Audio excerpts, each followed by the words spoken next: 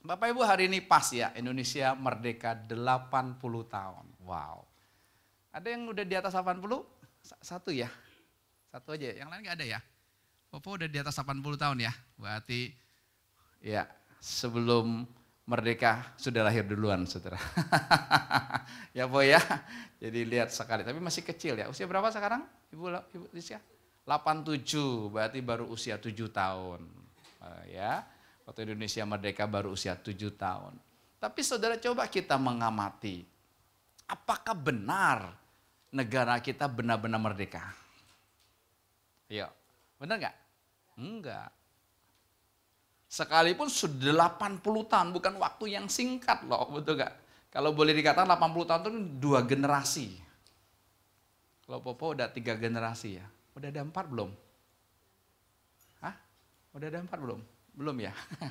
Maksudnya cucu udah punya anak, cicitnya udah punya anak loh. Udah 4 generasi ya. Anak, ya udah oke lah, jangan pusing deh. Saudara jangan serius saudara. Oke, habis ini kita basar saudara ya. Tadinya saya mau lomba baris berbaris. Tadinya habis ibadah ini saya mau lomba berbaris gitu harusnya gitu ya. Nanti Bro Paulus jadi komandan. Ya, lomba berbaris tapi matanya ditutup. Nanti ya tahun depannya Bro, lo jadi ketuanya ya. Catat. Ya, kita lomba berbaris, tutup mata tapi ya. Oke, saya tukang videonya. Indonesia bilang mereka belum. Kenapa? Karena Indonesia salah satu juga negara yang terbesar korupsinya. Dan juga terbesar hutangnya. Salah satu saudara ya. Ya jadi itu berarti kan belum merdeka. Kalau betul-betul kita merdeka enggak seperti ini. Guru Gembul berkata, saudara, dia bilang, saat ini aja ada kurang lebih 10 juta generasi Z, Gen Z yang nganggur. 10 juta. Bukan jumlah yang sedikit. Betul nggak? Dengan jumlah 70 atau 80 juta anak-anak muda kita, 10 jutanya itu nganggur. Ya, mereka bingung. Habis selesai kuliah, sudah dapat gelar sarjana, S1, S2 maupun S3, mereka bingung mau kerja apa. Mau ngelamar kerja dengan dikasih gaji yang seperti itu, kayaknya kapan kembaliin uang kuliah? Kalau Kesia bilang, buru-buru kembaliin uang kuliah, gaji 1 bulan juga uang bensin, uang tol, uang makan, nggak cukup. Masih minta sama papa. Untung papanya bos. Ya kan, papa minta dong pak. Papanya berpikir, uang kuliah yang gua kuliahin, kapan kembalinya? Ya gitu ya Jack ya. Dia cuma diem-diem doang. Saya nggak mau suruh dia pengumuman, digemeter katanya gitu. Nanti suruh khotbah aja. Kalau yang pengumuman gemeter khotbah kan nggak gemeter. Jelas nggak saudara? Bingung. Kenapa bingung? Saudara, hari Jumat kemarin kami persekutuan youth. Saya bilang, kenapa anak-anak muda bingung? Mulai dari cari kuliahnya bingung. Kalau udah selesai kuliah, cari kerjaannya bingung. Kalau udah dapet kerjaan, cari pasangan hidup aja bingung. Betul nggak? Udah dapet pasangan hidup pun, mau menikah aja bingung. Generasi kita ini generasi bingung. Jadi merdeka enggak? Belum merdeka. Kemarin saya lihat satu YouTube itu, wah bagi saya itu membuka pikiran saya saudara. Ya, jadi kita jangan kayak katak dalam tempurung saudara. Di Cina sekarang saudara, kita berpikir negara Cina akan jadi pus. Tunggu dulu. Di Cina anak-anak muda sekarang saudara, begitu banyak yang nganggur. Apa yang mereka lakukan? Mereka sewa kantor untuk kerja sekalipun tidak digaji. Mereka seolah-olah bekerja. Ngeri nggak? Itu fenomena yang sedang ada. Tahun yang lalu fenomena anak-anak muda di Cina, mereka nggak mau kerja di kota. Tapi mereka pulang kampung, rawat papa mama mereka yang gaji mereka. Sekarang fenomenanya beda. Fenomenanya adalah apa? Mereka sewa tempat. Sehari antara 65.000 sampai 100.000. Beberapa teman ada laptopnya, seolah-olah mereka kerja. Kenapa? Mereka tidak mau disebut generasi gabut. Merdeka? Enggak merdeka. Bisa melihat? Kita melihat itu dari berbagai sisi. Oh, ada sisi ini, ada sisi ini. Kita bisa melihat, kita bisa terbuka. Tapi kalau kita cuma mendengar dari satu sisi, wah Cina luar biasa, wah meledak ya. Ya perang dagang sama Amerika dia paling nggak takutnya, itulah Cina. Iya betul di satu sisi. Tapi di sisi lain saudara, anak-anak muda mereka stres, pekerja-pekerja mereka stres. Kenapa? Karena mereka bekerja non-stop. Ya, itu artinya apa? Belum merdeka. Belum merdeka. Oke, saya nggak bahas bangsa lagi, saya mau bahas ke pribadi kita. Coba masing-masing kita introspeksi ini. Betul nggak saya sudah merdeka?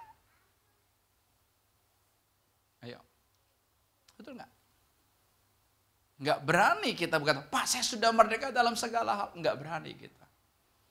Berapa banyak kita yang masih terikat dengan gadget kita? Ayo. Gak usah angkat tangan. Ya. Kita main game, kita main apapun. Saya bilang, tante-tante saya kumpul di rumah. Sudah lama mereka tidak kumpul. Mereka kumpul. Tapi ada satu tante saudara, dia main game terus sambil ngomong sama kakak-kakaknya. Tapi dia tetap main game. Dia nggak peduli. Karena anak-anaknya sudah besar semua, terakhir akan menikah. Bulan Oktober ini, udah dia nggak pusing lagi. Lihat, berapa banyak kita yang terikat dengan sinetron, yang terikat dengan drama Korea, yang nggak bisa lepas. Ayo, aku aja. Bahkan nih, berapa banyak kita yang terikat dengan pornografi. Kita berkata, ya Pak, kan lewat Pak. Masa lewat kita biarin? Kan aji mumpung, kan lewat Pak. Kan saya nggak sengaja. Masalahnya bukan nggak sengaja. Kalau kita pernah klik sekali, dia akan muncul terus. IG gitu kan? Dia akan muncul sekali aja kamu klik. Dia akan terus muncul. Sekali doang loh. Gara-gara iseng aja sekali. Kita mau ngapusinnya, nggak bisa. Dia akan muncul terus. Kecuali saudara buang aplikasi IG-mu. Berapa banyak kita Kristen udah melayani terbelenggu dengan apa? Dengan yang namanya rokok. Coba. Berapa? Harus sampai terjadi ya kanker paru-paru, jantung kita rusak dan sebagainya, baru orang stop. Kan udah terlambat. Betul gak? 2045. Berarti kurang lebih 20 tahun lagi, kan 100 tahun kan, dikatakan Indonesia sebagai Indonesia emas. Betul nggak? Kita lihat aja nanti. Tapi yang ada adalah begini, 2045 nanti ada kurang lebih 28 juta penduduk Indonesia yang akan mengalami diabetes. Itu surveinya. Kenapa? Dimulai dengan manis, diakhiri dengan diabetes. Cara iblis menghancurkannya keren banget. Nggak usah lewat yang aneh-aneh, nggak usah. Lewat apa? Manis saja.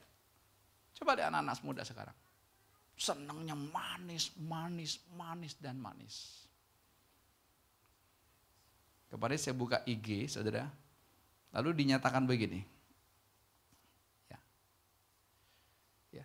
Perdagangan, ya. Perdagangan itu sudah dikuasai. Perdagangan makanan dan minuman khususnya di Indonesia itu sudah dikuasai sama Cina semua. Coba lihat, ribuan gerai dibuka, betul? Yang Indonesia ini tutup, mereka buka, murah meriah, ya khusus menjangkau apa? Anak-anak muda saat ini. Coba lihat anak-anak muda kita, orang tuanya masak sayur, wah disingkirin, betul nggak? Saya mau pergi sama teman-teman fast food. Tersedia, oh ini keren, kuenya keren, ini kue, apa semuanya manis, semuanya dibungkus manis, memang keren kelihatannya. Tapi itulah strategi setan, supaya apa? Generasi muda, sekalipun engkau pinter sekali nanti, kau punya multi talent, kau punya talenta yang banyak, tapi engkau hancur dengan kesehatanmu. Merdeka? Enggak.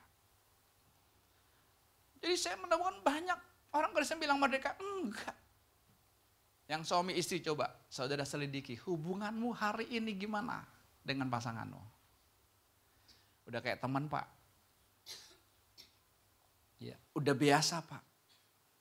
Ngomong pun udah males Pak? Sudah? Engkau biarin itu, enggak bisa. Ini kan menunjukkan apa? Aku belum merdeka. Padahal Tuhan jelas berkata begini, jika anak memerdekakan kamu, kamu benar-benar merdeka. Belum lagi kita bicara keuangan. Berapa banyak kita tersinggung soal uang kan? Padahal itu penting. Kita terlibat dengan pinjaman online, kita terlibat dengan hutang sana hutang sini. Ada satu keluarga baru baptis, habis itu dia kabur. Kenapa? Dikejar ke dokter. Mak, baptisnya nggak ada gunanya. Kan pindah alamat terus supaya nggak ketemu. Lihat, merdeka. Enggak. Anak-anak kita terikat dengan game, anak-anak kita terikat dengan handphonenya. Kalau lagi libur kita pusing ngurus anak kita. Coba. Sampai anak kita sudah error aja ini kita masih nggak sadar, kita masih tetap kasih. Lihat. Tahu? Yang jadi pembunuh anak kita bukan setan, tapi kita sendiri jadi orang tua. Betul nggak? Kenapa 10 juta nganggur? Itu kan ada andil orang tuanya. Ada andil orang tuanya dong. Anaknya dimanja, terus dikasih, terus. Mereka hanya pinter intelektualnya. Mereka bisa meraih summa cum laude predikatnya. Tapi hatinya kosong. Kenapa? Karena mereka gak punya skill. Saudara ngelamar kerja, coba. Ngelamar kerja ditanya gak pengalaman kerjanya? Ditanya kan? Ditanya kamu kuliah di mana? Ada. Tapi itu penting gak? No. Saya lulusan UGM, saya lulusan UI, enggak ditanya. Ditanya pengalaman kerjamu di bidang audit berapa tahun? Pengalaman kerjamu di bidang akuntansi berapa tahun? Pengalaman kerjamu di bidang perpajakan berapa tahun? Betul enggak? Kalau kau kerja bagian itu. Pengalaman kerjamu di dunia pergudangan, kalau kau mau jadi kepala gudang, ditanya. Betul enggak Salomo? Pengalaman kerjamu jadi programmer. Berapa tahun? Itu kalau kita kerja sama orang. Dia nggak tanya kamu lulusan apa. Dia nggak tanya kamu jurus dulu apa. Makna cum laude, summa cum laude. Hah? Apa ku laut? Nggak ditanya. Kita belum merdeka. Tapi kita berpikir kita udah aman-aman aja. Aman aja Pak keluarga saya Pak. Saya sama anak-anak baik-baik aja kok. Saya selalu tanya gimana keadaannya? Baik. Saya tanya balik. Baiknya sejauh apa? Ayo, baiknya sejauh apa? Ukuran baikmu apa?